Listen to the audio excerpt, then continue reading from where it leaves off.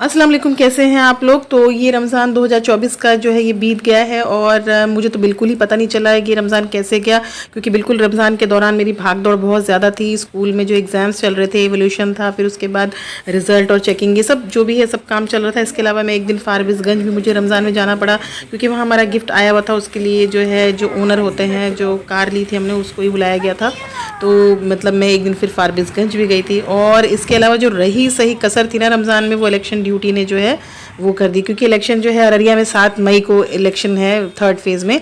तो उसके लिए जो है सबको ट्रेनिंग दी जा रही है। तो ऑब्वियसली स्कूल टीचर्स का तो नाम आता ही आता है, तो मेरा भी नाम P2 ऑफिसर के लिए आ गया।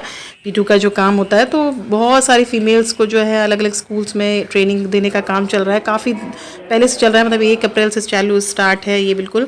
और मैं भी ट्रेनिंग सेशन अटेंड करने गई थी, क्योंकि नाम आ गया है और आप इससे बिल्कुल एब्सकॉन्ड कर नहीं सकते हैं, आप इससे बच नहीं सकते हैं या अपना नाम हटवा नहीं सकते हैं इससे।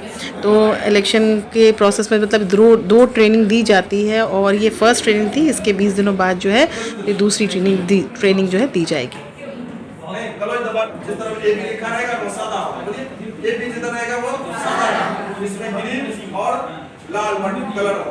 तो मेरी भी आज थी पहली ट्रेनिंग, फर्स्ट ट्रेनिंग इलेक्शन का। बहुत कुछ बताया है, और इसके बाद 20 दिन के बाद दूसरी ट्रेनिंग होगी।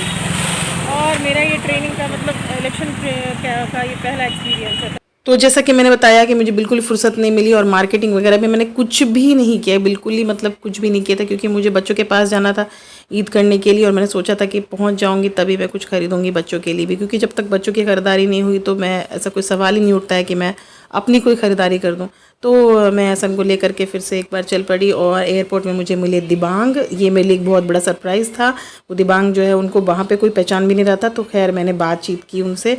उसके बाद माशाल्लाह से मैं बच्चों के पास अपने पहुँच गई। और मेरे लिए तो मतलब लास्ट के 2 रमज़ान ही मेरे लिए समझ लीजिए रमज़ान थे, क्योंकि ये दोनों रमज़ान जो है रोज़े जो बाकी थे वो मैंने अपने बच्चों के साथ किए। तो क्योंकि अब आखिरी रमज़ान था, तो फिर बच्चों के जो पसंदीदा आइटम थे मैंने वो बनाया। और मतलब मेरे को ऐसा लग रहा था मेरे अंदर जान में जान आ गई। एक माँ के अंदर जो है वो जान तब उसके बच्चों में बसती है, वो पूरा पता चलता है। तो मैंने जो है ये कोशिश की कि बच्चों को जो है लास्ट के 2 दिन जो है उनके पसंदीदा इफ्तारी करवाऊँ। तो वैसे तो बच्चे बता रहे थे कि उनके पापा ने किसी चीज़ की कमी नहीं होने दी। वो जो है बहुत सारी चीज़ें इफ्तार में बना लेते थे, और नहीं होता तो बाहर से भी ले आते थे। बट घर की बनी हुई चीज़ों की बात अलग है, माँ के हाथ की बनी हुई चीज़ें बात अलग होती है। और मैंने जो है कोशिश की कि 2 दिन में जो है सब कुछ बच्चों को खिला दूँ। मिर्ची वड़ा और फ्रेंच टोस्ट, लोग फ्रूट चाट वगैरह जो है वो मिस कर रहे थे, तो वो मैंने बनाया। और फिर ईद तो है ही, ईद का व्लॉग आप आके देखेंगे ही देखेंगे। तो अल्हम्दुलिल्लाह हमारा ये रमज़ान बहुत अच्छा गुजरा, और अब ईद का व्लॉग लेके मैं नेक्स्ट आऊँगी। आप मिलते हैं नेक्स्ट व्लॉग में। Thank you and have a nice day.